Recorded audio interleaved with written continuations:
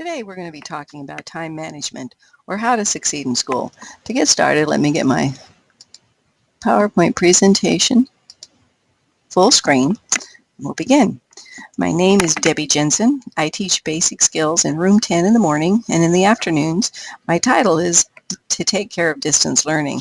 What that means is that if I can find things that make it more successful for you, then that's distance learning. And my goal today is to teach you of some of the skills students have been using to succeed in school. The first thing you need to do when you start a new quarter is read the syllabus or class schedule. You have to know what the teacher's expectations are. Take some time with this and make a and put the dates and the assignments on your calendar. Also, ask questions. Some of you may have had the experience of not wanting to ask questions. Either the other kids in the class or the teacher, something makes it so that you feel that you can't ask questions. Ask questions. That's how you're going to grow, and that's how you can help the other students grow as well. Don't be afraid. Someone needs to speak for the class. Next thing you need to be concerned about is called the W's. Now in writing, the W's are who, what, where, when, why. Here, the W's are where do you plan on studying? Gather your supplies. Can you leave the stuff that you study with around, or do you need to put it in some kind of a box or something that'll be protected from sticky hands? When do you plan to study? This is an important thing to consider because I'll tell you a story. I was taking an online course with other teachers, and come the end of the week, they stopped issuing assignments. Then the next day, the teacher asked the one participant why they hadn't done their assignment, and he was very sheepish. He said, I was just waiting for when I had time, but I never had time.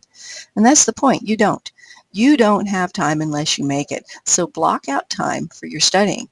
Is it going to be Saturday morning when everyone's sleeping in? Is it going to be in the evening after everyone goes to bed?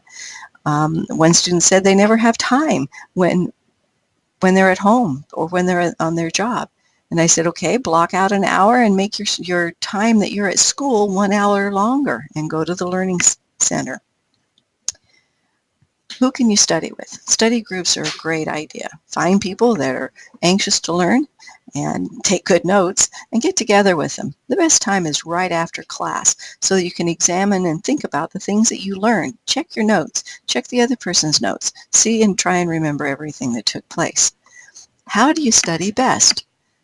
Do you need breaks every 45 minutes? Just walk around. You might become restless if you don't. What should you study first? Take 5 minutes before you begin to study. Plan your study time.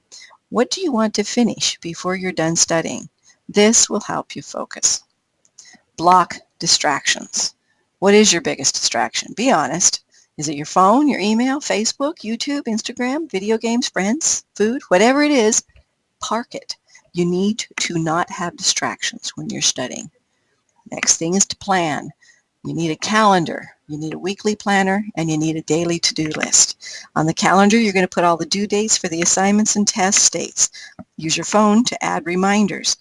Use a weekly planner, including personal reminders so you don't forget that important birthday. And then you've got your daily to-do list. When should you look at this? Sunday evening for the week. Look ahead. And every night, check out the next day so you're ready for it and you know what to do. And the first 5 minutes of any study session, block out what time and what you plan on studying during that time. Use your time, all of it. When are you the most alert? Are you an early bird or are you a night owl? Schedule the most challenging study for when you are the most alert. How can you use your time?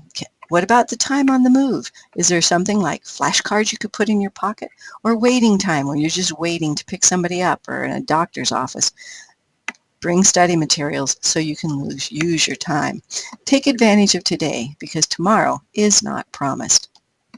Note-taking. The best method is the one that works for you. Ask your teacher if he has PowerPoints and see if you can get those PowerPoints so that ahead of time so you can see what the lecture is going to be on, and then you can take notes right on the top of the PowerPoint.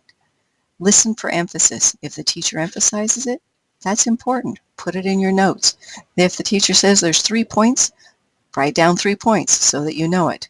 Read the chapter before class and use Post-its to write questions so that you can ask those questions when you get to class. Recopy your notes. This is a powerful one. You're taking notes quickly and then go back and rewrite them, filling in the blanks, making sure things connect. And then if there was a problem, do a second problem or even a third problem as examples of what you learned. Find a system. There's many note-taking systems. Find one that works. Write summaries of the things you learn each day. Review your notes as close after class as you can. If you have a study group, right after class is often best.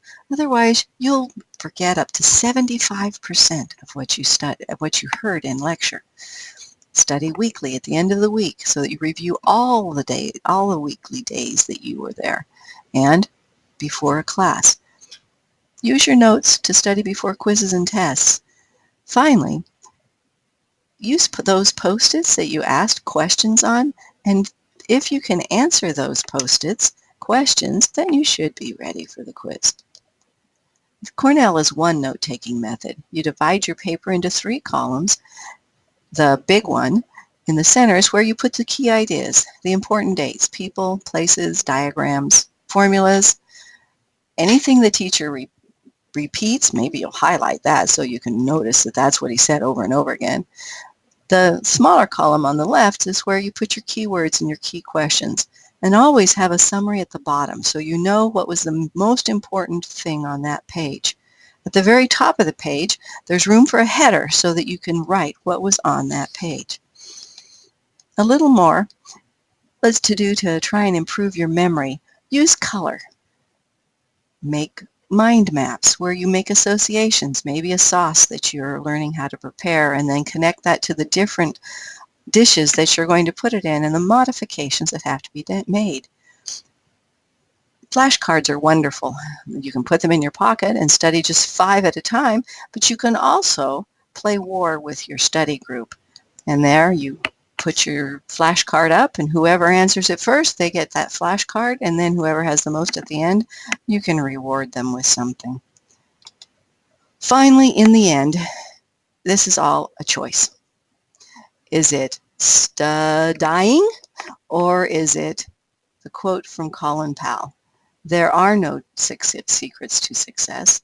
It is the result of preparation, hard work, and learning from failure. If you do poorly in a test, ask the teacher to talk with you, to give you ideas of what you missed and how to better prepare for the future. Go to the Learning Center and ask for help. They'll help you learn how to read your chapters and focus on the things that will be on the test. Use your resources. What does your tablet have to offer? If you have suggestions that work for you, share them with your teacher or me, and we will pass them on to the other students. The greatest success will come when you are all in your cap and gown together with your certificates in hand. Thank you.